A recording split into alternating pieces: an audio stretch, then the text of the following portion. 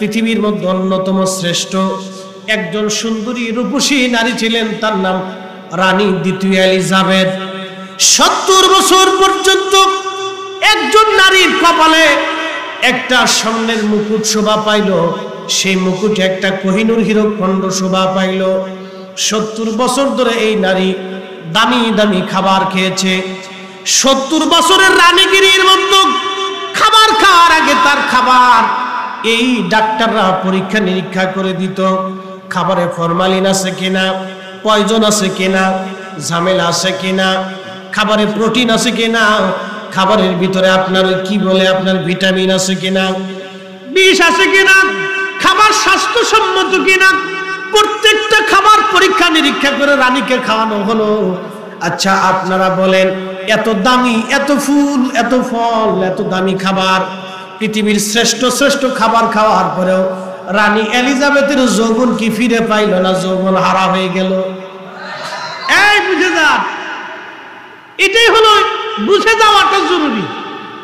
সে কিন্তু বুড়া হইয়া, কুব্জ হইয়া, যৌবন হারাইয়া, সামনা সুন্দে গুছাইয়া শেষ হয়ে গেল। তার যৌবন আর দামি খাবারে ফিরে নাই, তার স্বাস্থ্য দামি খাবারে ফিরে নাই। পৃথিবীর সবচেয়ে বড় বড় ডাক্তার তার চিকিৎসা করতে। রানী, ইংল্যান্ডের রানী, এটা তো সাইন্টিফিক কথা না, ব্রিটিশ সাম্রাজ্যের রানী, পৃথিবীর দামি দামি বড় বড় ডাক্তার সব চিকিৎসা করছে।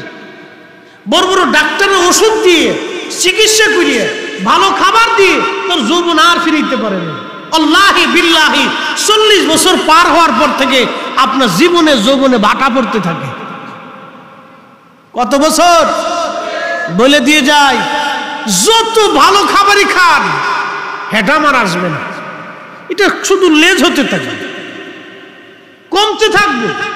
চোখের পাওয়ার, দাঁতের পাওয়ার, জিহ্বার পাওয়ার, কানের পাওয়ার, হাতের পাওয়ার, অঙ্গ প্রত্যঙ্গের পাওয়ার, জীবনের পাওয়ার, যৌবনের পাওয়ার, রক্তের পাওয়ার, যত দিন যাবে তত ডিমোশন হতে থাকে।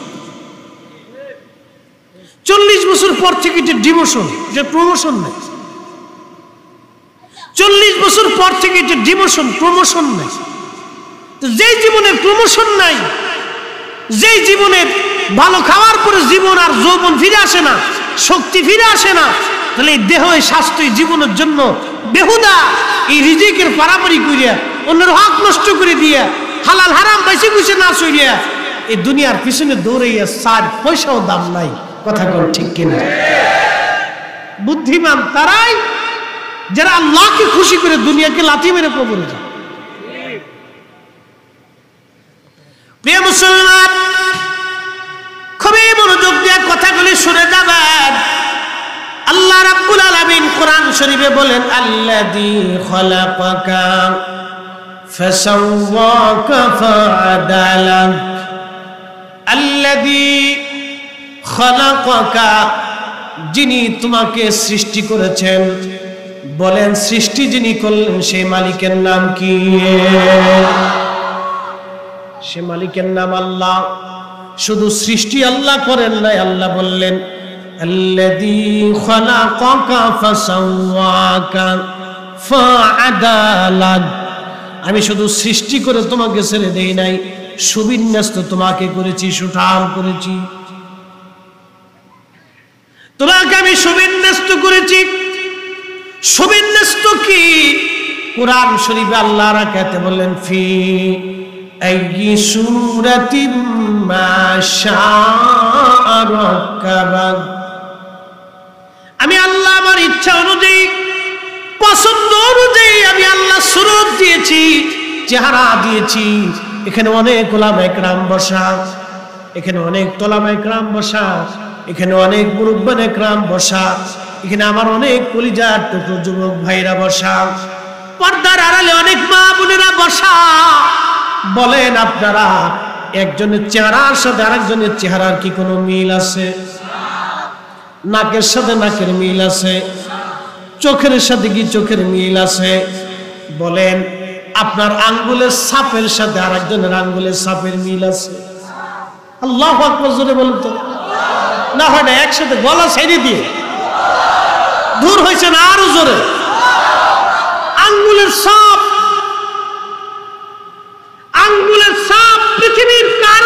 সাপের সাথে কারো সাপের মিল নাই। এত বড় তিনি আবিষ্কার, এত বড় তিনি রব, যার আঙ্গুলের এমন ভাবে নিখুঁত ভাবে তিনি তৈরি করছেন যে আপনার আঙ্গুলের সাথে আরেকজনের আঙ্গুলের সাপের কোনো মিল নেই।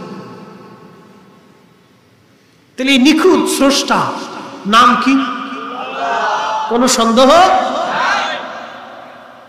নাস্তিকরা বলে আল্লাহ খোদা, ভগবান, গড, যিশু খ্রিস্ট কিচ্ছু নেই, মানে ওদের কোনো ধর্ম টর্ম নেই। ও আল্লাহ মানে না, ভগবানও না মানে না, ও যিশু মানে না, কিচ্ছু মানে। আমি সব ধর্মের কথাই বললাম, ও কোনো ধর্ম মানে না। ওর বক্তব্য হলো সব প্রকৃতির মাধ্যমে চলে। তোরে জিজ্ঞেস করবেন যে তোর মার পেটে যে তুই আইছিস প্রকৃতির মাধ্যমে না তোর বাপের মাধ্যমে?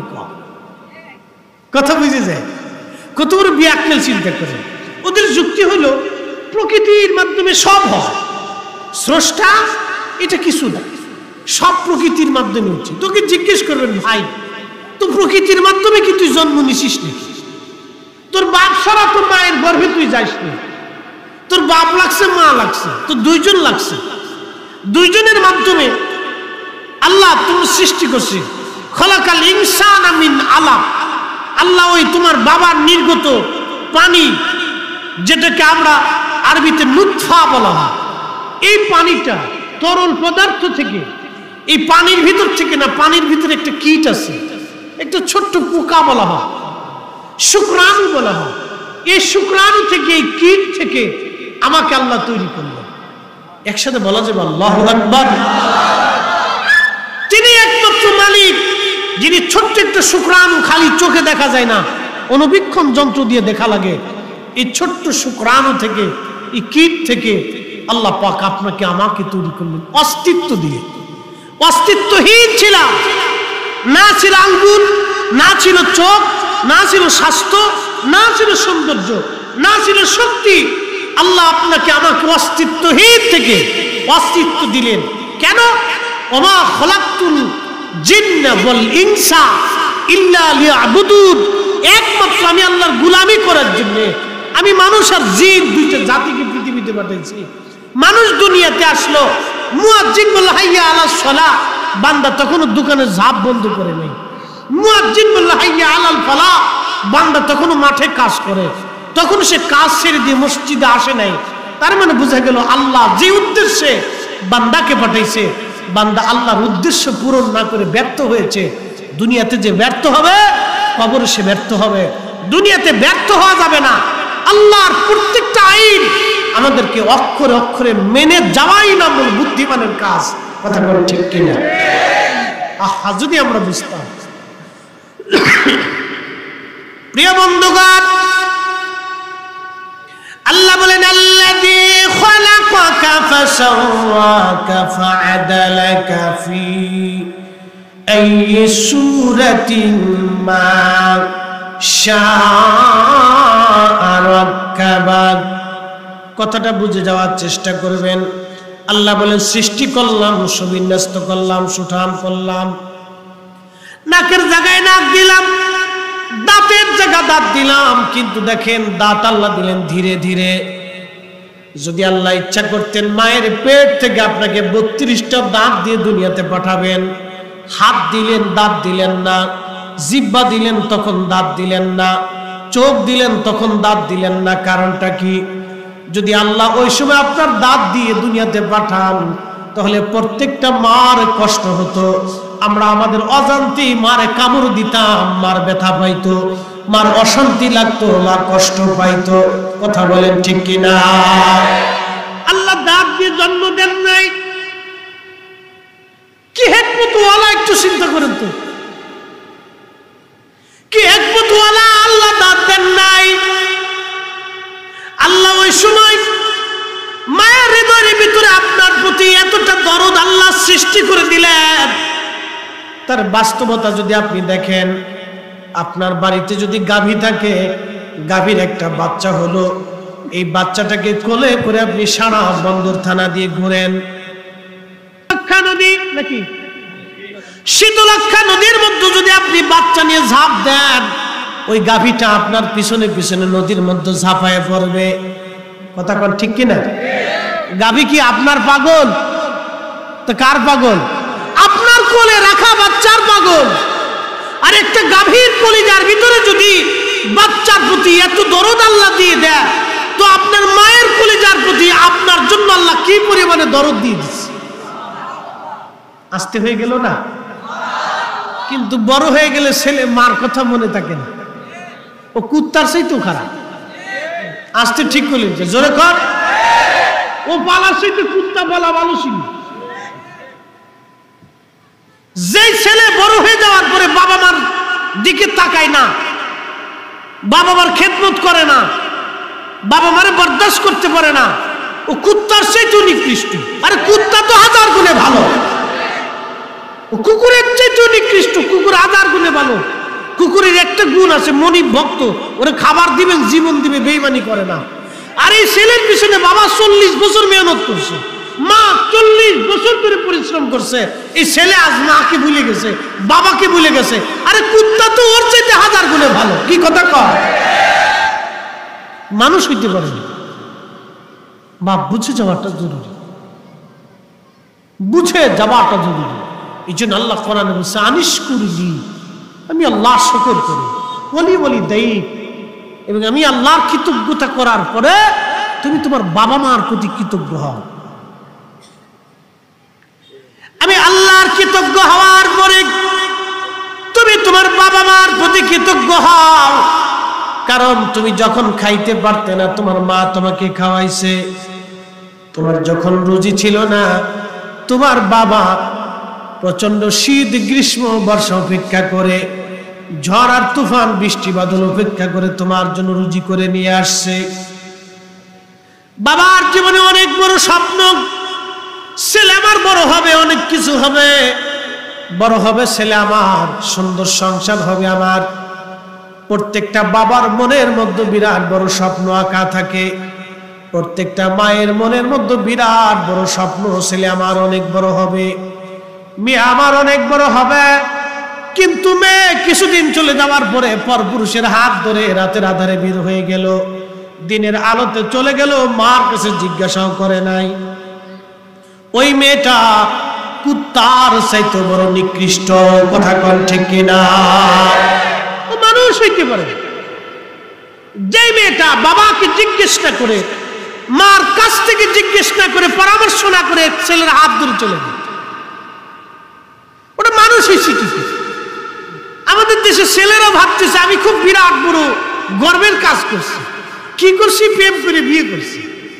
কি ছাতা করছো তুমি? এটা লুচ্চে কোথাকার। কি কথা কর না?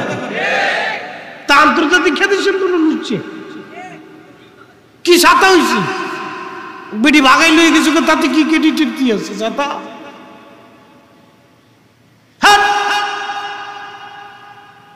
রাসূল করিম সাল্লাল্লাহু আলাইহি ওয়াসাল্লাম আম্মা জান খাদিজাতুল কুবরা রাসূলুল্লাহকে বিয়ের প্রস্তাব দিয়েছিলেন সরাসরি। শরম লজ্জা ফেলাইয়া আম্মা প্রস্তাব দিছে, ওগো মুহাম্মদ, আমি আমার জীবনের শেষ সময়টুকুন আমি আপনার খেদমত করি, স্ত্রী হিসেবে কাটাইতে চাই, যদি আপনি কবুল করে নেন। না আসতে হয়ে গেল না? আরো জোরে বলবেন।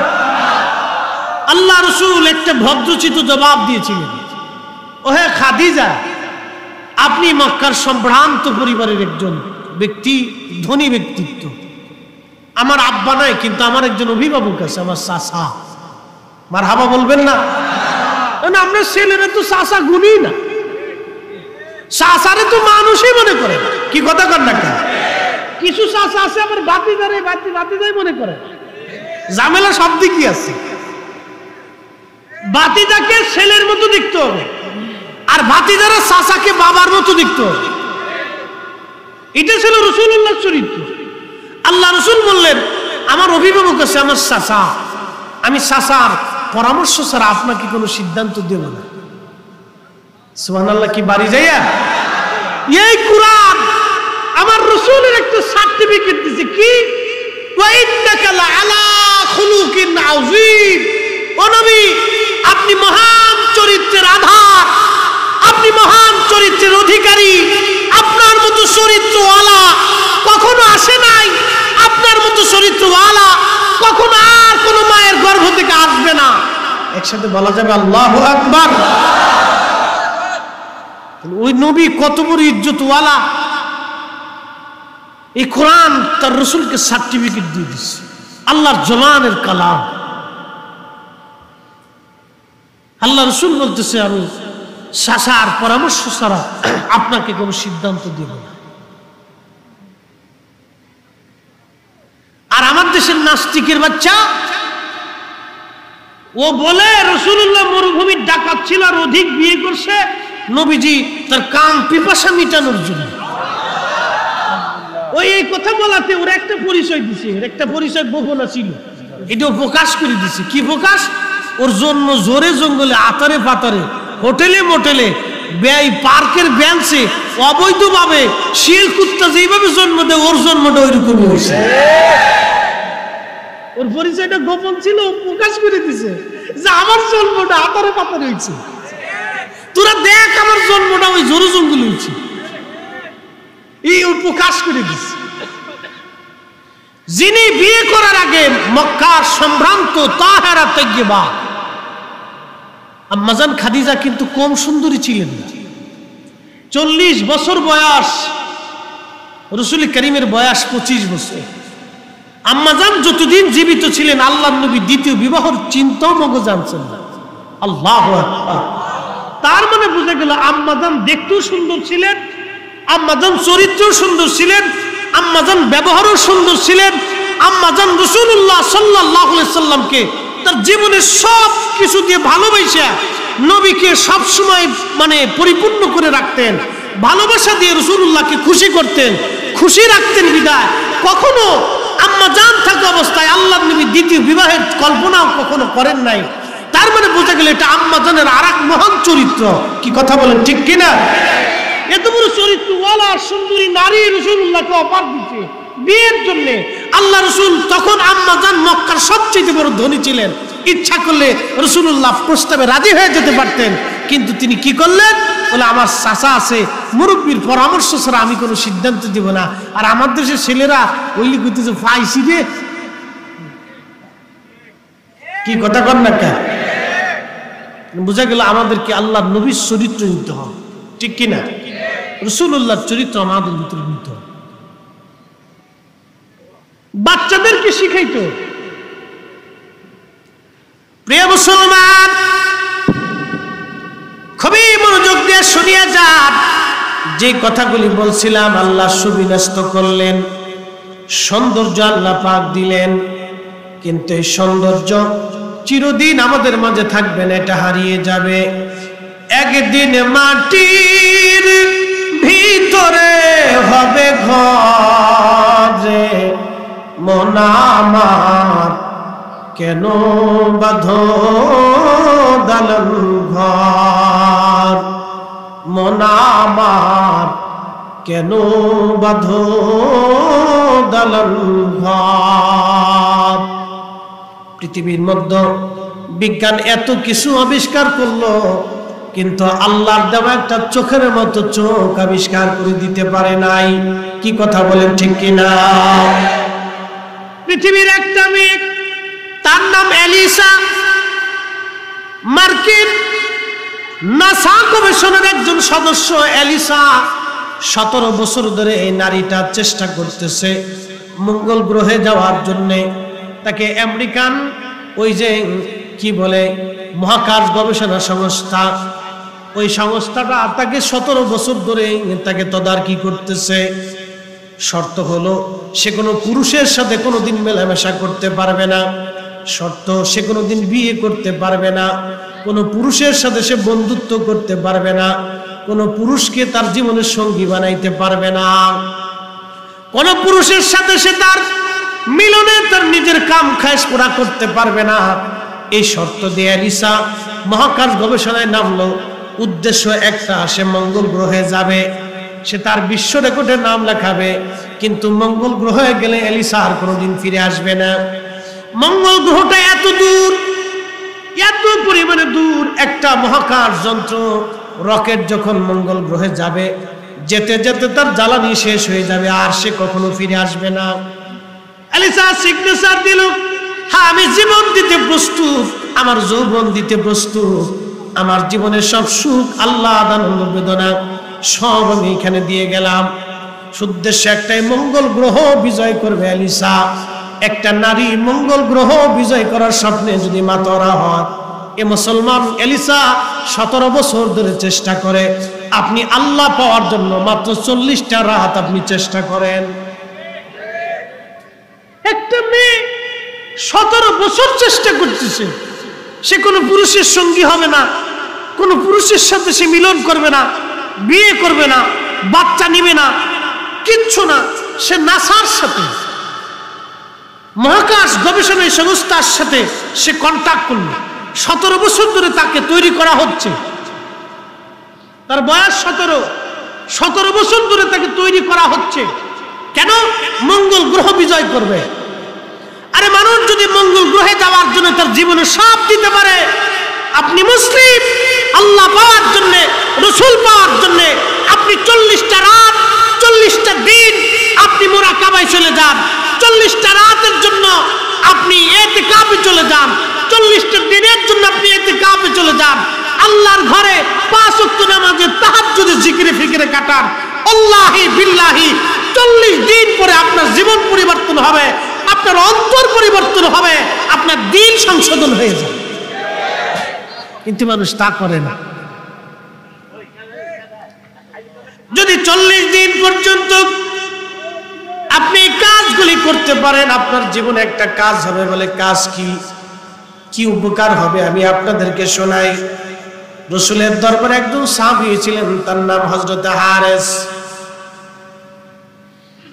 কি লাভ হবে শোনাই। বন্দরের মুসলমান আল্লামা ইমাম মানাবি আত-তাইসির শরহে জামিউস সগীরের মধ্যে লেখেন, আল্লামা ইমাম ইবনু শাইবা মুসান্নিফ ইবনে আবি শাইবার মধ্যে লেখেন, আল্লামা ইমাম জালালউদ্দিন আস-সুয়ুতি শরহ জামিউস সগীরের মধ্যে তিনি লিখতেছেন, আল্লাহর নবী সকালবেলা দেখা হলো রাসূলুল্লাহ সাহাবী হযরত হারেসের সঙ্গে। নবী জিজ্ঞেস করলেন, হারেস সকালবেলা তোমার কেমন কাটে? হযরত হারেস বলেন, ইয়া রাসূলুল্লাহ আমার পরিপূর্ণ ঈমান ও ইয়াকিনের সাথে সকালবেলা কাটে। আল্লাহর নবী ডাক দিলেন, হারেস প্রত্যেকটা হাকিকতেরও হাকিকত আছে, প্রত্যেকটা মারিফতেরও মারিফত আছে, প্রত্যেকটা ভেদেরও ভেদ আছে, প্রত্যেক গোপনেরও গোপন আছে। ওরে হারেস তোমার ঈমানের গোপনীয়তা কি? তোমার ঈমানের হাকিকত কি? তোমার ঈমানের মারিফত কি? হযরত হারেস বললেন, কান্নি আনজুরু ইলা আরশি রাব্বি বারিজান, ইয়া রাসূলুল্লাহ আমি আপনার সামনে দাঁড়াইয়া আল্লাহ পাকের আরশে মুআল্লা পরিষ্কার মতো আমি হারেস দেখতে পাই। একবার জোরে বলা যাবে কি আল্লাহু আকবার। এই কোরআনের গুণ, রাসূলুল্লাহ সাহাবাতের গুণে, প্রেমের গুণে কোরআনটাকে, রাসূলকে তারা কলিজার ভিতরে এমন ভাবে গেঁথে নিয়েছিলেন যে আল্লাহ দিলের পর্দাটাকে খুলে দিলেন। আরে এলিসা 17 বছর ধরে চেষ্টা করতেছে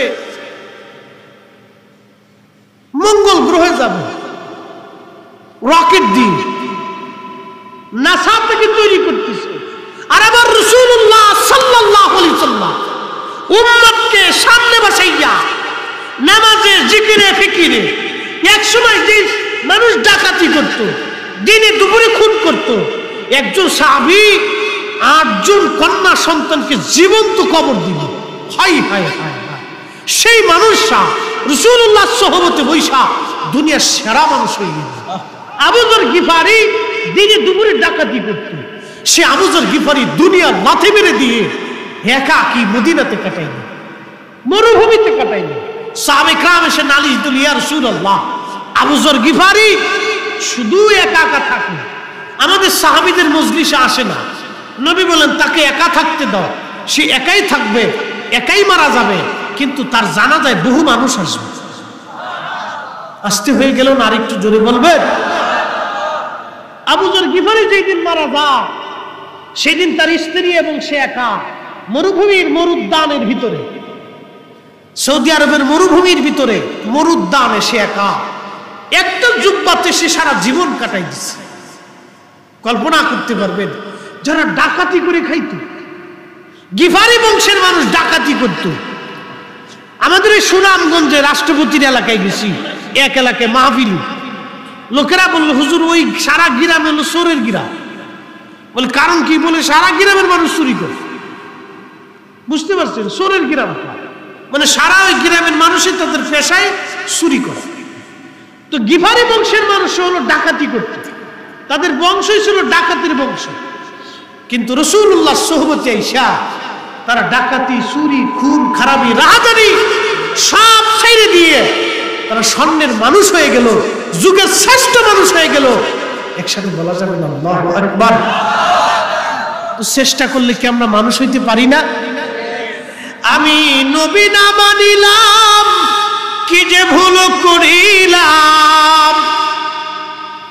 আমি নবী না চিনিলাম, কি যে ভুল করিলাম। ভস্মে ঢালিলাম ঘি, মানুষ হইয়া ভবেতে আসিয়া। মানুষের করিলাম কি, মানুষ হইয়া ভবেতে আসিয়া। মানুষের করিলাম কি। জবান খুলে মোহাম্মতে আওয়াজ তুলে দুরূদ শরীফ পড়ি, আল্লাহুম্মা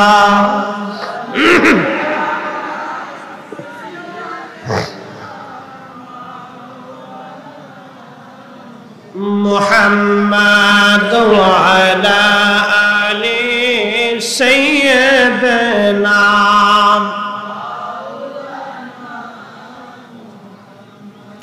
আপনাদের বুঝি কষ্ট হয়?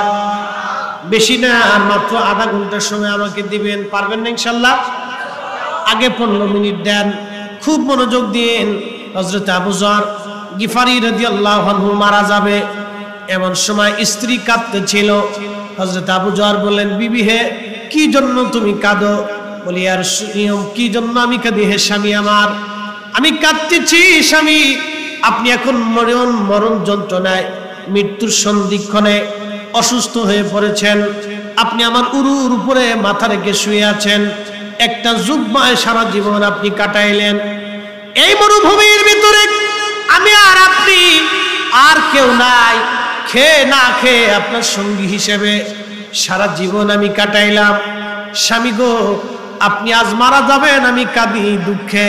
আপনার জানাজা কে পড়াবে? আপনাকে কে দাফন কাফন আজ দিবে? কারণ আমি মহিলা মানুষ, আমার একার পক্ষে এগুলি সম্ভব হবে না। আবু যর গিফারি একটা জবাব দিয়ে বলল, বিবি রে, চিন্তা করো না, আমি আমার মাসদুকের কাছ থেকে, আমি আমার মাহবুবের কাছ থেকে শুনেছি, আল্লাহ রাসূল আমাকে দোয়া করে বলেছিলেন, আবু যর তুমি একাই থাকবা, একাই মারা যাবা, কিন্তু তোমার জানাজায় বহু মানুষ হাজির হয়ে যাবে। বিবি, আমি মারা গেলে জানাজায় বহু মানুষ আসবে। আল্লাহ রাসূল বহু বছর আগে বলেছে, রাসূলুল্লাহর কথা কখনো মিথ্যা হবে না। একবার জোরে বলা যাবে আল্লাহু আকবার। আল্লাহ রাসূলের কথা কখনো মিথ্যা হবে না। রাসূল যেটা বলেছে এটাই হবে। তুমি একটু টিলার উপরে যায় দেখো কোনো কাফেলা আসে কিনা। যদি আসে তো বুঝবা আমার বিদায়ের সময় ঘনায় গেছে, আর যদি না আসে তাহলে বুঝবা আমি মারা যাচ্ছি না। দূর হইছে না? আরো জোরে, আর একটু জোরে। কিয়ামত, হাসর নাসর, কবর, দুনিয়া, আখিরাত, আসমানের উপরে নিচে, পৃথিবীর সপ্ত জমিনের নিচে উপরে, অতীত বর্তমান ভবিষ্যৎ, হাজির গায়েব যে কোনো বিষয়ে, জান্নাত আর জাহান্নাম, দেখা আর অদেখা, উপস্থিত অনুপস্থিত কোন বিষয়ে রাসূলুল্লাহ সাহাবায়ে কিরামকে প্রশ্ন করলে, সাহাবীরা তোমরা কি এটা জানো? সাহাবীরা একটা জবাব দিতেন। এটা মুতাওয়াতির পর্যায়ের বর্ণনা, কত সাহাবী থেকে হাদিস আসছে তার হিসাব নাই। সাহাবীরা একটা জবাব দিতেন, আল্লাহু ওয়া রাসূলুহু আলাম, আল্লাহ এবং তার রাসূল ভালো জানে। আল্লাহ জানে, নবী জানে, আল্লাহ জানে, নবী জানে, আল্লাহ জানে, নবী জানে। আমরা বিশ্বাস করি আল্লাহ জানে, নবী জানে। আপনি যদি শিরিক করেন তো আসেন, সাহাবী উল্টাই দেন, আপনার সাথে আমার কোনো ঝগড়া নেই। আসেন, ঝগড়া করে কি করবেন? হয় আপনি ঠিক নেই সাহাবী ঠিক। যদি বলেন সাহাবী ঠিক তাহলে আপনি বেঠিক, আর যদি বলেন আপনি বেঠিক সাহাবী ঠিক তাহলে আমরা হকের উপরে আছি। কোনো ঝগড়া করে লাভ নেই। আল্লাহ ওয়া রাসূলুহু আলাম। বুখারী বলেন ৮৬টা বলেন, আমার ঘরে ৩৮টা হাদিসের কিতাব আছে, আমি সব করে কিতাব থেকে একবারে কয়েকশো হাদিস দেখাবো। এরকম কয়েকশো হাদিস দেখাবো যে কয়েকশো সাহাবী তারা রাসূলুল্লাহ সাল্লাল্লাহু আলাইহি ওয়াসাল্লামের দরবারে বলছেন আল্লাহ রাসূলু আলাম, আল্লাহ জানে নবী জানে, আল্লাহ জানে নবী জানে। একসাথে বলা যাবে আল্লাহু আকবার। আল্লাহর পরে যিনি জানে তিনি কে? কথা বলেন, আল্লাহর পরে যিনি জানে তিনি কে? আল্লাহর পরে যাকে মানতে হবে তিনি কে? আল্লাহর পরে যার উপর ঈমান আনতে হবে তিনি কে? আল্লাহর পরে যাকে ভালোবাসতে হবে তিনি কে? আল্লাহর পরে যার জন্য জীবন দিতে হবে তিনি কে? আল্লাহর পরে যাকে মানতে হবে তিনি কে? আল্লাহর পরে যার গোলামি করতে হবে তিনি কে? এক কথাই তো শেষ। এটি নিয়ে ঝগড়া করার কিচ্ছু না, আমাদের বুঝের। প্রিয় মুসলমান, কষ্ট হচ্ছে আপনাদের, বুঝতে কোনো অসুবিধা? বুঝে তারপরে বুঝাটা জরুরি। কোরআন আমার সামনে অনেক আয়াত, অনেক কথাই কোরআনে। আল্লাহু আকবার, সারা জীবন ওয়াজ করলে শেষ হবে। আলিফ লাম মিম ইয়াসিন তাহা নূন, আলিফ লাম রা কাফ হা ইয়া আইন সাদ। যত আয়াত আছে হারফে মুকাত্তা, মুসাব্বা, আল্লাহ ছাড়া এর কোনো অর্থ কেউ জানে না, কিন্তু আল্লাহর পরে যিনি জানেন তিনি নবী। একসাথে বলা যাবে সুবহানাল্লাহ। আল্লাহর পরে যিনি জানেন তিনি কে? আলিফ লাম মিম।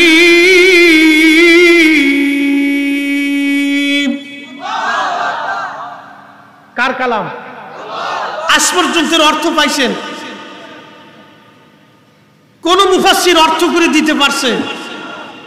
কিন্তু নাজিল করলেন আল্লাহ। কার কালবে? আল্লাহ রাসূলের কালবে। এই কোরআন নাজিল যদি পাহাড়ের উপরে করতো তো পাহাড় শেষ। সেই কোরআন আল্লাহ তার রাসূলুল্লাহর কালবের উপরে নাজিল করছেন। কি আসতে হয়ে গেল কেন? জোরে বলেন। তাহলে আল্লাহ রাসূলের কাল কি পরিমাণে মজবুত ছিল একটু চিন্তা করেন তো। ওটাকে কিভাবে আল্লাহ তৈরি করছিলেন? পাহাড় সহ্য হবে না। মাউন্ট এভারেস্ট ২৯,০০০ ফিট, পৃথিবীর সবচেয়ে বড় পাহাড়। আল্লাহর কালামের ওজন সহ্য করার ক্ষমতা তার নাই, কিন্তু এই কালাম ২৩ বছরের জীবনে ২২,০০০ বার জিবরাইলের আগমনে ১১৪টি সূরা, ৬,৬৬৬ আয়াত রাসূলুল্লাহর কলবে আল্লাহ নাযিল করেছে। তো রাসূলের কলব কি পরিমাণে মজবুত হতে পারে? আপনি কি করে সেই রাসূলকে নিজের মতো ভাবেন? আপনার তো বোঝা উচিত, ঝগড়ার তো বিষয় নেই, আপনাকে বুঝে নিতে। আপনি কি করে সেই রাসূলকে নিজের মতো ভাবেন, নিজেকে রাসূলুল্লাহর মতো ভাবেন? আপনাকে বুঝে যেত না। প্রিয় ভাই, হয়তো বুঝের ভুল হতে পারে, স্বাভাবিক হতেই পারে, মানুষ মাত্র। আমারও ভুল আছে, আমি কি সব জানলাওয়ালা? কখনোই না। আমাদের জীবনে অনেক ভুল আছে, সংশোধন করে দেওয়াটা আমাদের দায়িত্ব। দুউ ইলা সাবিলি রাব্বিকা বিল হিকমাতি ওয়াল মাউইজাতিল হাসানা। উদউ ইলা, তোমরা আল্লাহর দিকে, আল্লাহর পথে মানুষকে ডাকো সুন্দর শব্দমালা দিয়ে, হিকমত ভালোবাসা দিয়ে মানুষকে আল্লাহর দিকে ডাকো। মুহতারাম, আমার কোনো ভাইয়ের ভুল হতে পারে, সংশোধন করে নেওয়াটা জরুরি। প্রিয় উপস্থিতি, একটা কথা বোঝা উচিত, আপনি যেই পীরের মুরিদ হন, রাসূল আমাদের কয়জন? আপনি যেই পীরের মুরিদ হন, কুরআন আমাদের কয়টা? এটা বুঝে আটটুসির জন্য আলাদা সিস্টেম করা আছে, সরমনের জন্য আলাদা করা, সরসিনার জন্য আলাদা, এই জৈনপুরীদের জন্য আলাদা, হ্যাঁ, মসলকে আলা হযরতের জন্য আলাদা, সবার একটি। কয়টা? মরা গরু মনে আটটুসির জন্য হালাল, সরমনের জন্য খালি হারাম, মরা গরু সবার জন্যই হারাম। আল্লাহর নামে যেটা জবাই হবে এটা সবার জন্য হালাল, গায়রুল্লাহর নামে যেটা জবাই হবে এটা সবার জন্যই হারাম। কি কথা বলেন ঠিক কিনা? এটাই শিরশির। আমাদের একটু বুঝে যাওয়াটা জরুরি, মানাটা হলো জরুরি। কেউ যদি মানে সে ঠিক, কেউ যদি না মানে তাহলে যেই পীরের কাছে যাক সে বেটি। কি কথা কর না কেন? সে যেই পীরের কাছে যাক সে বেটি, এটি সত্য। আমি কি আর আপনি কি? প্রিয় মুসলমান, আসেন লম্বা কথা বাড়াবো না, কথাগুলি বলে দিয়ে যায়। সাহাবী রাসূলুল্লাহর দরবারে থেকে বলেন, ইয়া রাসূলুল্লাহ, আমি আপনার সামনে থেকে ক্ষুধার আরশ আমি প্রকাশ্যভাবে দেখতে পাই। এরপরে সাহাবী বলেন, কাআন্নী আনজুরু ইলা আহলিল জান্নাহ, ওগো নবীজি আমি জান্নাত দেখতে পাই। ইয়াতাজাওয়ারুনা ফিহা, ওই জান্নাতের ভিতরে জান্নাতীরা মুলাকাত করে। আমি সাহাবী নবী আপনার সামনে দাঁড়ায় দেখতে পাই। একবার জোরে বলা যাবে কি সুবহানাল্লাহ? তার মানে সাহাবীরা স্বর্ণের মানুষ হয়ে গিয়েছিলেন রাসূলের দরবারে থেকে বাজানো। ওই এলিসা একজন নারী 17 বছর ধরে মঙ্গল গ্রহে যাওয়ার জন্য, যদি 17 বছরের জীবন সে এইভাবে চেষ্টা করতে পারে, তাহলে আল্লাহ পাওয়ার জন্য আপনি যদি 17 মাস চেষ্টা করেন, তাহলে ঘরের ভিতরে বসে আপনি মক্কা মদিনা দেখার সুযোগ হয়ে যাবে। কথা কোন ঠিক কিনা? হ্যাঁ, হয়ে যাবে। আমি আপনি যদি একটানা চেষ্টা করি হয়ে যাবে। তবলিগালারা 40 দিনে সিল্লা দেয় না? দেয়নি? এই 40 দিনের একটা গুরুত্ব আছে। যদিও রাসূলুল্লাহ সাল্লাল্লাহু আলাইহি সাল্লামের কোন সাহাবী পদ্ধতিতে দেন নাই আমরা জানি, কিন্তু একটা গুরুত্ব আছে। বলে কি গুরুত্ব? তারা 40 দিনের জন্য মানুষকে কেন নিয়ত করা, এর পিছনে একটা রহস্য আছে। রহস্যটা হলো, এই 40 দিন যখন একজন ব্যক্তি মসজিদে কাজে নামাজে ফিকিরে জিকিরে ইবাদতে থাকে, তাহলে 40 দিনের ভিতরে তার ভিতরে একটা পরিবর্তন আসে। কি আসে? পরিবর্তন আসে। তার মহাব্বত বাড়ে, মসজিদের প্রতি তার মহাব্বত বাড়ে। পিছনে হিকমত আছে, হিকমত আছে। ওনাদের হিকমতে কাজ করছে, করতে পারেন। এটা তার ফাংশন, ওটা আমার ফাংশন না। কিন্তু এইরকম আল্লাহর ওলিরা আগের জমানাতে আপন পীর মুর্শিদের কাছে তারা বছরের পর বছর তালিম তরবিয়ত নিতেন। খাজা মাইনুদ্দিন চিশতি আজমেরি সেঞ্জুরি একবারে দাতাগঞ্জ বক্সের মাজারে এরকম 40 দিন চিল্লা দিছিলেন।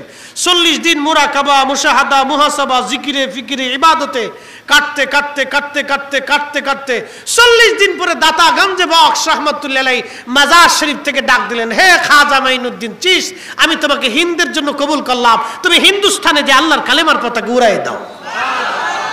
আসতে হয়ে গেল কেন? আরো জোরে বলেন।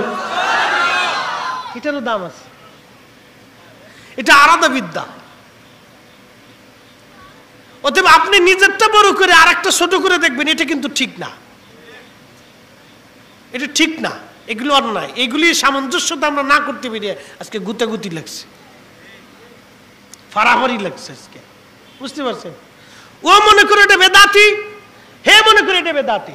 আমার মিলাদ নিয়ে ঝগড়া। আচ্ছা, মিলাদি কি আমরা নাচি? নাচি তো কি করি? প্রথমে কোরআন তেলাওয়াত করি, সালাম পরে আসেন, আগে প্রথম আসেন, মেহমান দাওয়াত দিছি, সম্মানিত সভাপতি সাহেব দাওয়াত দিলেন যে আমার বাড়িতে জোহরের পরে মিলাদ, দোয়া অনুষ্ঠান আছে, আপনারা আসবেন, আমার আব্বা মারা গেছে, আমার বাবা মার জন্য একটু দোয়া খের করবো, আপনারা সবার দাওয়াত। উনি যে দাওয়াত দিছেন, এক মুসলমান আর এক মুসলমানের 6টা হকের প্রথম হক হলো এক মুসলমান আর এক মুসলমানের জন্য দাওয়াত দিলে দাওয়াত কবুল করা। তাহলে উনি দাওয়াত দিলেন, প্রথম এক সুন্নতের কাজ করছে। এক মুসলমান আর এক মুসলমানের দাওয়াত দিছে, দাওয়াত দেওয়ার পরে তার বাড়ি গেলেন, ইমাম সাহেব হুজুর কোরআন শরীফ তেলাওয়াত শুরু করলো। প্রত্যেক হরফে হরফে 10টা নাকি, এটাকে আমরা দিব না আল্লাহ দিবে? এ ওয়াদা কি আমাদের না আল্লাহ? তাহলে মিলাদ শরীফ শুরুর প্রথমতেই নাকি চালু হয়েছে। খালি তো বেদাত দেখলেন, ইবাদতটা তো দেখলেন না।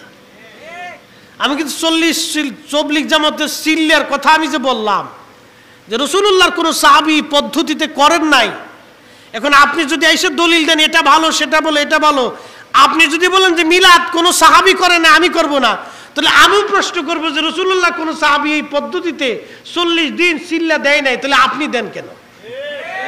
আমার তো যুক্তি আছে, ঠিক কি না? আমি মন্দ বলতেছি না, আমি আপনাকে বোঝার জন্য বলতেছি। আমি আগে বলে নিছি এর ভিতরে একটা রহস্য লুকানো আছে। রহস্য আছে দেখি আমি রহস্যটা ফাঁস করে দিছি, তাহলে বুঝে গেল আমার মিলাদের ভিতরে রহস্য আছে। এই রহস্যটা এখন ফাঁস করি, একসাথে বলবেন না মারহাবা। কি রহস্য? প্রথমে দাওয়াত, একটা সুন্নত আদায় হলো। দ্বিতীয় কোরআন শরীফ তেলাওয়াত, এখানে নেকি হয়ে গেল। তৃতীয় নবীর দুরূদ শরীফ চালু হলো, এক এক দুরুদে 10টা নেকি, 10টা গুনাহ মাফ হলো, 10টা বার আল্লাহ বান্দার দিকে রহমতের নজরে তাকাইল। নেকি আছে না ভাই? তো করার দরকার আসেনি আপনাদের? এই কোরআন কি বলতেছে দেখেন, এই কোরআন বলতেছে فَمَن يَعْمَلْ مِثْقَالَ ذَرَّةٍ خَيْرًا يَرَهُ। তুমি যদি অনুপরিমাণ, অনু চিনেন কিনা?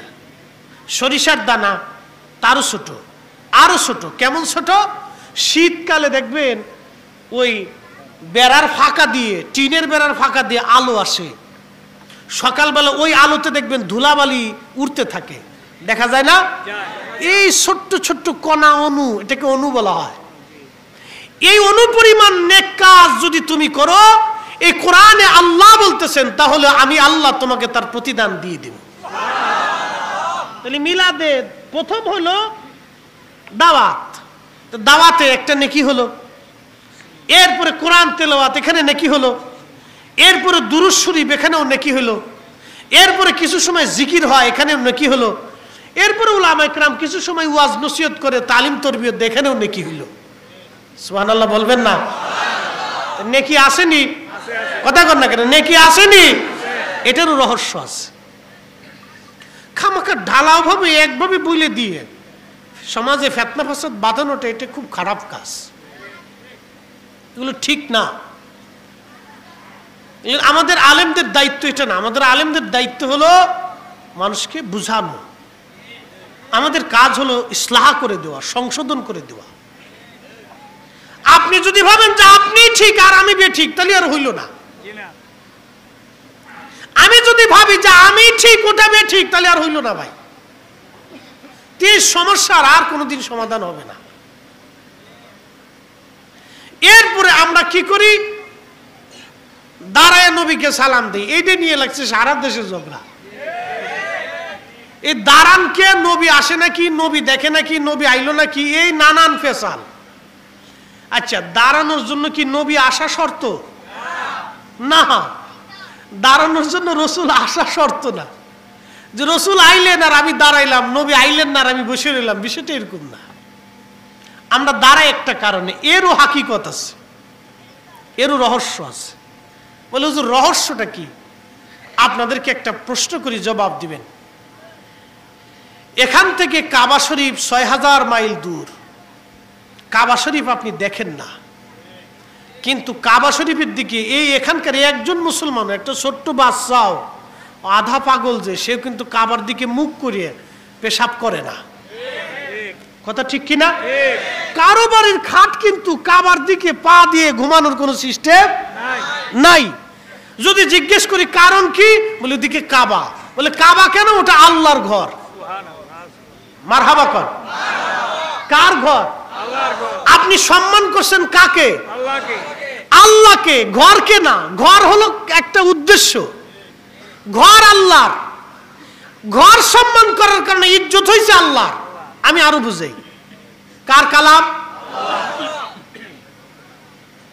এটা কি আল্লাহর কালাম? না না, এটা মলাট। এটা কি বানাইছে? প্লাস্টিক দিয়ে, কাগজ দিয়ে। এটা যখন আপনি খুইলে আলাদা ফেলে দিবেন, তখন এটার কোনো দাম নাই। এটা যতক্ষণ কোরআনের সাথে জড়িয়ে থাকবে, ততক্ষণ মুসলমান চুমা দিবে। কথা ঠিক কিনা? এটা মাথায় আছে কিনা, বুকে আছে কিনা? এই মলাট সহ দাম। আল্লাহু আকবার, জোরে বলেন না। তার মানে এই মলাটের দাম হলো কোরআনের জন্য। কিসের জন্য? কথা কন না, কিসের জন্য? কাবা শরীফের দাম হলো কার জন্য? কারণ কাবা বাইতুল্লাহ, আল্লাহর ঘর, আর আমার রসুল হলো হাবিবুল্লাহ, আল্লাহর বন্ধু। ঘরের দাম বেশি না বন্ধুর দাম বেশি? এই বুঝে গেছেন আজকে? ঘরকে যদি না দেখে তাজিম করে আপনার জন্য দুরুস্ত হয়, তো বন্ধুকে না দেখে তাজিম করা আরো দুরুস্ত। এই জন্য বন্ধু আসা লাগবে না, বন্ধু দেখা লাগবে না। নবীর সালাম যখন আসবে, ইমানদারের দায়িত্ব, মুহিব্বিনদের দায়িত্ব, ওই সময় আর বসে থাকা না। এই জন্য আপনারা আকাবিররা বসে থাকতেন না, তারা দাঁড়াইতেন। মারহাবা বলা যাবে না? এটা একটা রহস্য। তা আপনি যদি শুধু নেগেটিভ চিন্তা করেন, তো আপনাকে পজিটিভ বোঝানো যাবে না। কথা ঠিক কিনা? আপনি যদি মনে করেন যে না, আমি ফরিদি সাহেবদের সাথে ঝগড়া করবই, তো আমিও আপনার সাথে ঝগড়া করতে পারি, আপনিও আমার সাথে করতে পারেন। সারাদিন ঝগড়া হবে, কিন্তু মীমাংসা হবে না। কথা ঠিক কিনা? মীমাংসা করতে হলে কি হইতে হবে? দুইজনের মনের সাথে মনের মিল হইতে হবে। স্বামী স্ত্রী ঝগড়া হয় না ভাই? খালি আপনাদেরও হয় না, আমরারও হয়? সবারই হয়, খালিও হয়। এদেশের সবচেয়ে বড় সাইকেল হাদিসের বাজ্যে দেখেন কে হেতরও লেগে গেছে, বিরাট যুদ্ধ। বাইতুল মুকাররমের মসজিদের খতিব সব বাদ গেছে না, যা বলেন বিরাট বড় পিসা বুঝো, যা দেখেন গে ঠুয়াঠুই লেগে গেছে ঘরের ভিতরে। আম্মাজান এই দুঃখিত হযরত ফাতিমাতুজ জাহরা, উনার সাথে আলী রাদিয়াল্লাহু তাআলার একদিন বিরাট ঝগড়া হয়েছে। ওনাদের ঝগড়া কিন্তু কোনো আইব ধরা যাবে না, ওনাদের ঝগড়ার ভিতর রহমত ছিল, এটা আলাদা ফাংশন। তো ঝগড়াটা কি মনোমালিন্য হয়েছে। তো হযরত আলী মনটা খারাপ করে মসজিদে নববীতে এসে মাটির মধ্যে শুয়ে রয়েছে। আল্লাহ রসুল ঘরের মধ্যে যায়, দেখে আলী কই, বলে আব্বাজান আপনারা আলীরে একটু মন্দ মন্দ বলছি, সে রাগ করে চলে গেছে। তো আল্লাহ রসুল ফাতেমা রাদিয়াল্লাহু আনহাকে রাগ করতেছেন, ফাতেমা করছো কি?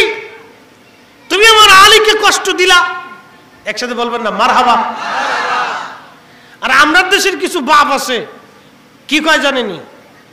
জামাই এত বড় সাহস, ওর গোষ্ঠী সত্য উদ্ধার করবো, আমার মেয়েরা বকাঝকা করছে। এই লেগে গেল, মাইয়া চিন্তা করছে হ্যাঁ বাপ ভাই তোমার পক্ষ লিয়ে এলাইছে।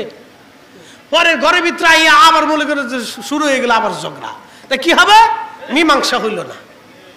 তখন ওই মুরব্বীর উচিত ছিল মেয়ের, আমার জামাই ওটা আমার ছেলের মতো, জামার সামনে মেয়ের ধমক দিলে জামার মনটা নরম হয়ে যাবে, ঘা শ্বশুর তো আমার পক্ষে আছে। এটা আদুনিয়া তো আসাদ মিনাল পাম। কিছু সময় জামাই জনকে সান্ত্বনা দিতে হয়। পুরুষ মানুষ তো নানান কাজে ব্যতিব্যস্ত থাকে, নানান চিন্তে মাথার ভিতরে থাকে, একটু ঝগড়া ফাসাদ মন মিজাজ হট মিজাজ হইতেই পারে, ও আমরারও হয়ে যায়।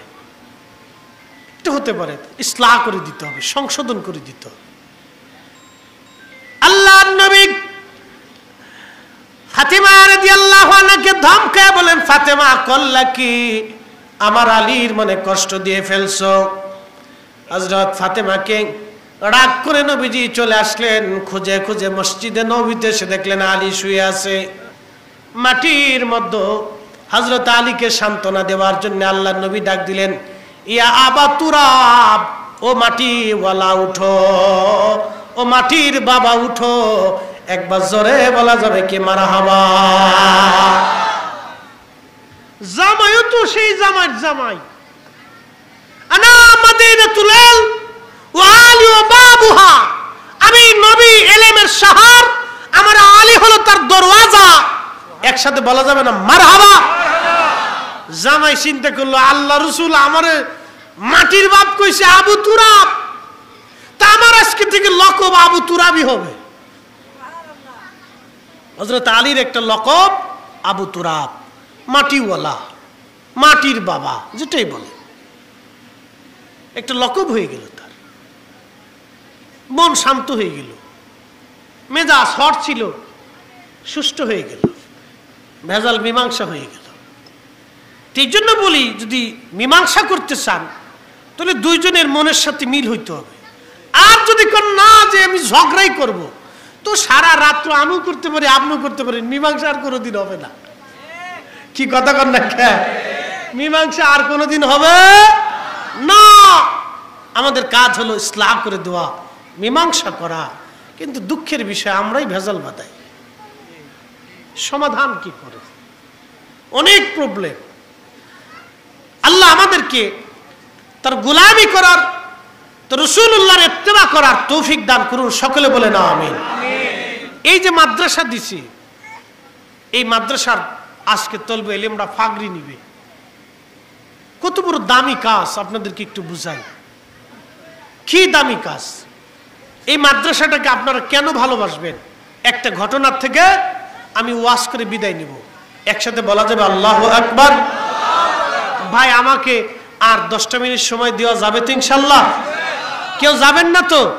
ছেলেদেরকে আমরা পাগড়ি দিব, আপনারা একটু দেখবেন, একটু দেখে যাবেন, আর ওদের জন্য দোয়া করে দিয়ে যাবেন। ওরা আগামী দিন আলেম হবে, আমরা কবরে চলে যাব, ওরা আমাদের জন্য দোয়া করবে। কিয়ামতের মাঠে আল্লাহর এক বান্দার নেকি শর্ট হয়ে যাবে, নেকির অভাব, মিজান পাল্লা। ফেরেশতারা ডেকে বলবে, হে রব, নেকির বড় অভাব। আল্লাহ বলবেন, বান্দারে তোমরা যায় জিজ্ঞেস করো আমার এই বান্দা দুনিয়ায় কোনো আলেমের সাথে তার আত্মীয়তা ছিল কিনা। ফেরেশতারা এসে বলবে, আল্লাহর বান্দা দুনিয়ার মধ্যে কোনো আলেমের সাথে তোমার আত্মীয়তা ছিল? বলে না। ফেরেশতারা আবার যাবে, আল্লাহ দুনিয়ার মধ্যে কোনো আলেমের সাথে এই বান্দার কোনো আত্মীয়তা নাই। আল্লাহ রাব্বুল আলামিন বলবেন, যাও যাই দেখো আমার এই বান্দা দুনিয়ায় কোনো আলেমকে একবেলা মেহমানদারি করছিল কিনা। ফেরেশতারা এসে বলবে, আল্লাহর বান্দা দুনিয়ায় কোনো আলেমের সাথে তুমি মেহমানদারি করছো কিনা? আল্লাহর বান্দা বলবে, না, কোনো আলেমকে আমি মেহমানদারি করি নাই। ফেরেশতারা বলবে, আল্লাহ মেহমানদারি তার জীবনে নাই। আল্লাহ বলবে, যাও জিজ্ঞেস করো আমার কোন আলেমের সঙ্গে সে হাসি মুখে কোনোদিন কথা বলেছিল কিনা। ফেরেশতারা দৌড়ে এসে বলবে, বান্দা তুমি কি তোমার কোন আলেমের সঙ্গে, আল্লাহর কোন আলেমের সঙ্গে হাসি মুখে কথা বলছো নি? আল্লাহর বান্দা বলবে, হ্যাঁ, আমি দুনিয়ার মধ্যে আলেমের সঙ্গে হাসি মুখে একদিন কথা বলেছিলাম। আল্লাহ ডাক দিয়ে বলবেন, যাও যাও, এই কারণে আমি আল্লাহ তার জীবনের সব গুনাহ মাফ করে দিলাম। একসাথে জোরে বলবেন কি আল্লাহু আকবার। তো ওদেরকে একটু পাগড়ি দেব, বসে যাবে, একটু দেখে যাবে। 10টা মিনিট চাইছি, একটা ঘটনা শোনাব। ঘটনাটা হলো, পৃথিবী বিখ্যাত একজন বাদশাহ, তার নাম সুলতান মাহমুদ গজনবী, নাম শুনছেন। বর্তমান আফগানিস্তানের গজনিতে তার সাম্রাজ্য ছিল।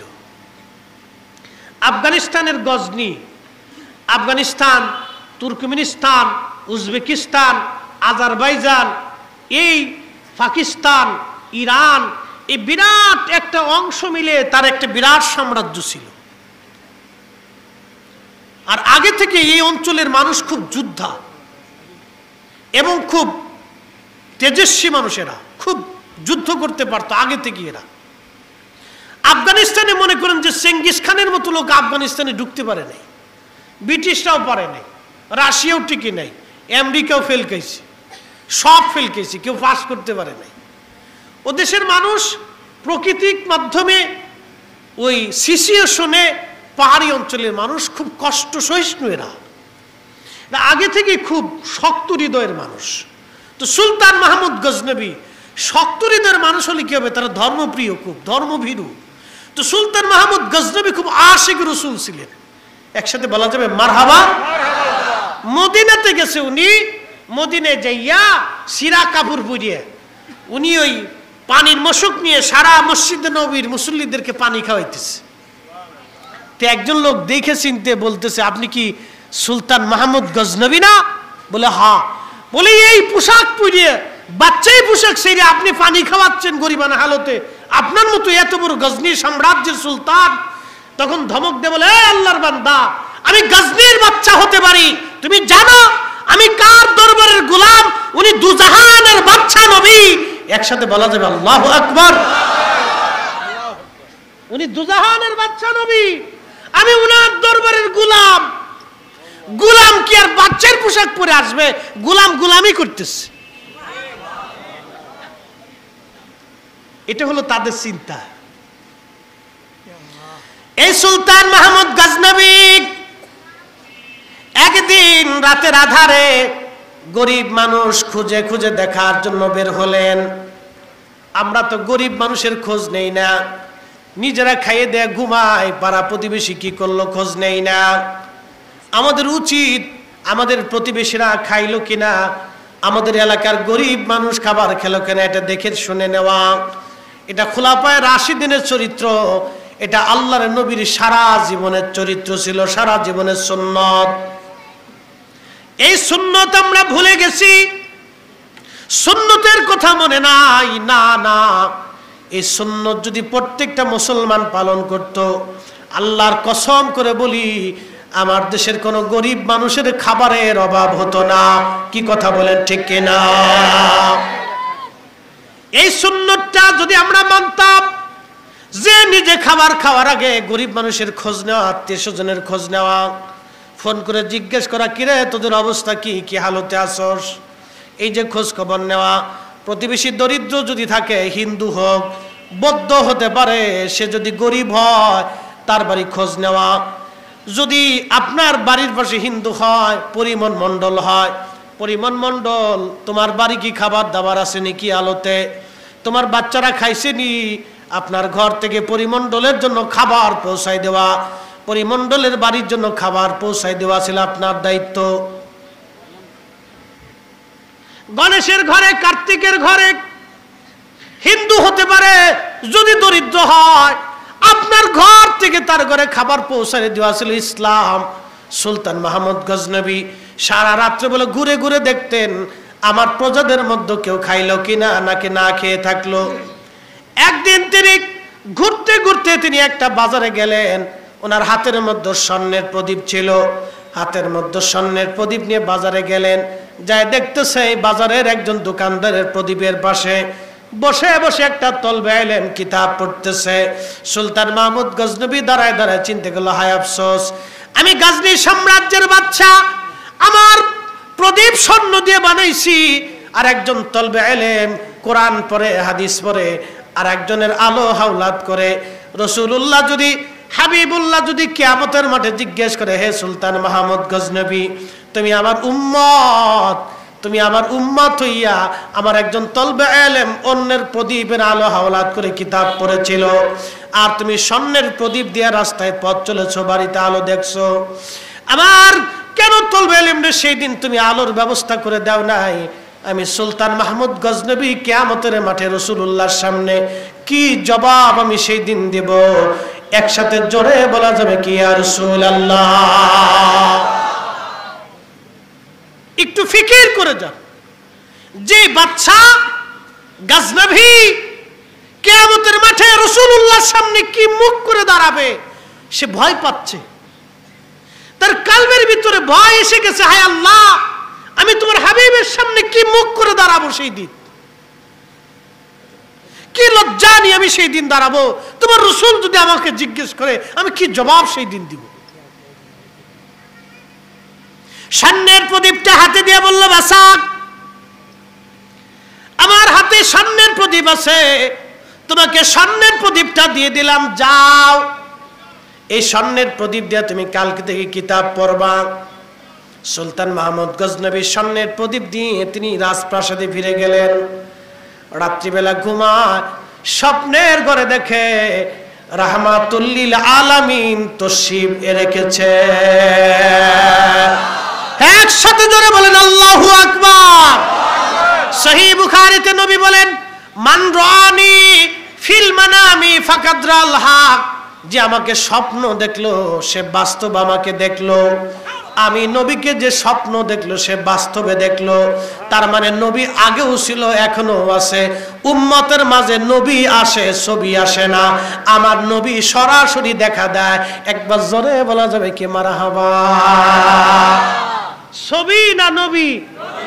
ছবি না নবী? তার মানে এখনো 1400 বছর পরেও নবী দেখা দেয়। তার নবীর জায়গা নবী আছে, আমার চোখের জায়গা চোখ নাই। কথা কন না, কথা বলেন। নবীর জায়গা নবী আছে, চোখের জায়গা চোখ নাই। আপনি দেখেন না, ওটা আপনার দোষ।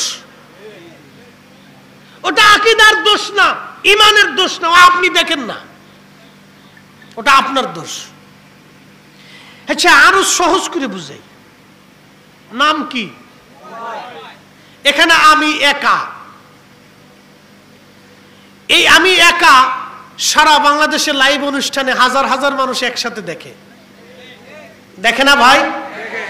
আমি এইখানে আমার ছবি চলে গেল খুলনা, সৌদি আরব, পাকিস্তান, ডেনমার্ক, রাশিয়া, আমেরিকা, চীন, ভারত, পাকিস্তান, ওই ফরিদপুর, কক্সবাজার, পঞ্চগড়।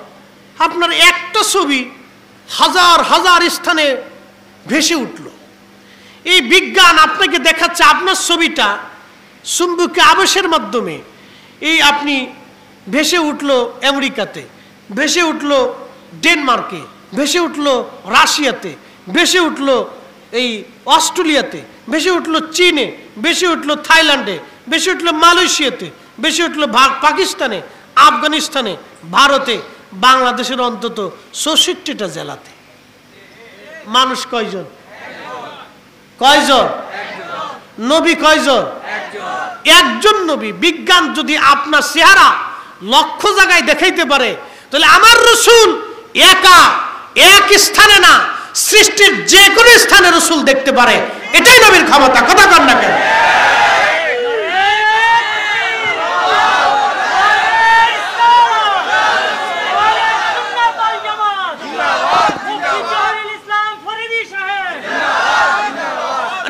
বিশ্বাস করতে পারেন না, ওটা আপনার ইয়াকিনের দোষ, ওটা রাসূলুল্লাহর দোষ না, ওটা আপনার বিশ্বাসের দোষ। আপনি এখনো বুঝেন নাই, তো না বুঝলে আমি কি করব? আপনি মানেন না, তো না মানলে আমি জোর করে কিভাবে মানাবো? আপনি বিজ্ঞান মানেন, রাসূল মানেন না, কারণটা কি? বুঝলাম না কিছু। আল্লাহর কুদরত মনে হয় বিজ্ঞানের কাছে দুর্বল। হ্যাঁ, যেই নবী হাতের আঙ্গুলের রেশায় চাঁদ দ্বিখণ্ডিত করে দিতে পারে, ভারতে চাঁদে যাইয়ে ভারতের মানুষ একবারে ল্যাংটে ফালাইতেছে, বিরাট খুশি, আমরা চাঁদ দখল করছি। আরে রাসূলুল্লাহ তো 1400 বছর আগে চাঁদের আঙ্গুলের ইশারা দিয়ে মুসলমান চাঁদ দ্বিখণ্ডিত করে নবী দেখাইতেছে। আল্লাহু আকবার। আমরা সেই নবীর উম্মত যিনি দুনিয়া থেকে আসছে মুআল্লা পাড়ি দিয়ে, সপ্তম আসমান দিয়ে, জান্নাত জাহান্নাম দেখে তখনও ফিরে আসছে, ওযুর পানি তখনও গড়ায়। আমি কি করে আপনাকে বুঝাবো, একটু বুঝে জানতো। সা ছেড়ে দিলাম মাটির মধ্যে। মক্কা মদিনার মাটি তো আমাদের দোআঁশ মাটি না, ফলি মাটি না, এটা বালি মাটি। ওটির ভিতর পানি পড়তে দেরি হয়, শুষে যাইতে দেরি হয় না।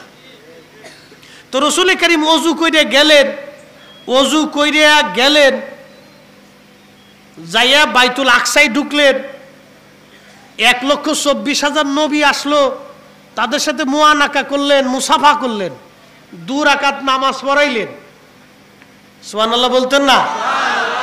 তখনও নামাজ দুনিয়াতে আসেই নাই, তখনও নবী নামাজ পড়াইছে। আর আপনি রাসূলের ইলম নিয়ে প্রশ্ন তোলেন, কি বল উদ্দেশ্যে হয়েছে? হ্যাঁ, নামাজ যখন দুনিয়াতে আসেই নাই হাজী সাহেব, তখন রাসূলুল্লাহ নামাজ পড়াইলেছে 2 রাকাত। কে সুবহানাল্লাহ বাড়ি যাইয়া? এগুলো বুঝতে হয়, এগুলো বুঝার জিনিস, ঝগড়া করার বিষয় না। রাসূল আপনার, রাসূল কোনো ফিরের না, রাসূল কোনো দলের না, রাসূল কোনো গোষ্ঠীর না, রাসূল সব উম্মতের রাসূল। কি কথা কোন ঠিক কি না? আমাদের সবার কলিজার। এই চিন্তা করেন, নামাজ আসেই নাই, 2 রাকাত পড়াই ফেলেছে। কোন রাকাতে কি পড়বে তখনও জিবরাইল শিখে যায় নাই, রাসূল তার আগেই পড়াই ফেলেছে। তো 1,24,000 নবীরা সব মুসল্লি, নবী হয়ে গেলে ইমামুল মুরসালিন। আচ্ছা, 2 রাকাত নামাজ পড়াইতে মিনিমাম হলো 4 মিনিট তো লাগছে। তো 4 মিনিটে কি ওযুর পানি গড়ায়? একজন নবীর সাথে মুসাফা করতে গেলে 10 সেকেন্ডও লাগে। 1.25 লক্ষ নবীর সাথে মুসাফা করছে। আমি যদি হাফ মিনিট করেও ধরি তাহলে 60,000 মিনিট। তো 60,000 মিনিটটা আপনি একটু ভালো করে বাড়ি যেয়ে গুণ দেন তো, কয় হাজার মিনিট হয়েছে, কত ঘন্টা হয়েছে, কত দিন হয়েছে, কত রাত গেছে, কত বছর পার হয়েছে, তখন অজুর পানি গড়া। এটা কত বড় রহস্য রে ভাই, একসাথে বলা যাবে না আল্লাহু আকবার। আর আপনি সেই রসুল নিয়ে প্রশ্ন তুলেন, কারণটা কি? আকল আমার কবে হবে ভাই আমি জানি না। এগুলো আপনাকে বোঝানোর জিনিস, মুহতারাম, ঝগড়ার বিষয় না বাপ। আপনি আমার কলিজার টুকরা ভাই, ভুল যদি আপনি করেন সংশোধন করে দেওয়ার দায়িত্ব আমার। মনে রাখতে হবে রসুল আমাদের সবার। আপনি যেই কাজই করেন, যেই দলই করেন, রসুল আমাদের সবার। মুহতারাম উপস্থিতি, আমি যদি এইভাবে মেরাজের ওয়াজে পাট পাট ব্যাখ্যা করি তো আপনার আরো রহস্য উন্মোচিত হবে। এগুলি এখন না, যদি কোনোদিন রজব মাসে আসি ওই সময় মেরাজের আলোচনা করবো ইনশাআল্লাহ। আল্লাহ তৌফিক দিক বলে না আমিন। তো রসুল আসেনি। সুলতান মাহমুদ গজনবী গজনির প্রাসাদের ভিতরে রসুল কারীম তশরিফ আনলেন। একসাথে বলা যাবে সুবহানাল্লাহ। নবী দেখলো যে ঈমান থাকলে সে জান্নাতি। সুলতান মাহমুদ গজনবী চোখের পানি ছেড়ে দিয়ে কেঁদে বলে, ইয়া রাসূলুল্লাহ, ইয়া হাবিবাল্লাহ, নবী গো, এই নাফরমানের ঘরে, মিসকিনের ঘরে রাহমাতুল লিল আলামিন তশরিফ আনছে।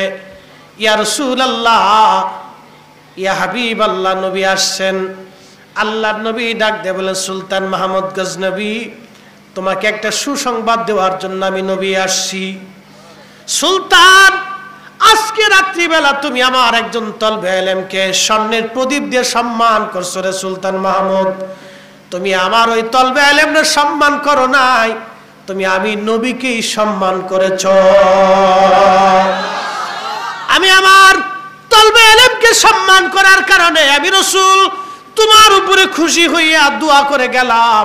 সুলতান মাহমুদ গজনবী, আমার মাহমুদ, আমি নবী দোয়া করে গেলাম তুমি দুনিয়াতেও ইজ্জতওয়ালা আল্লাহ বানাবে, আখিরাতেও আল্লাহ তোমাকে ইজ্জতওয়ালা বানাবে, আল্লাহ তোমাকে সব সময়ের জন্য সন্তুষ্ট রাখবে।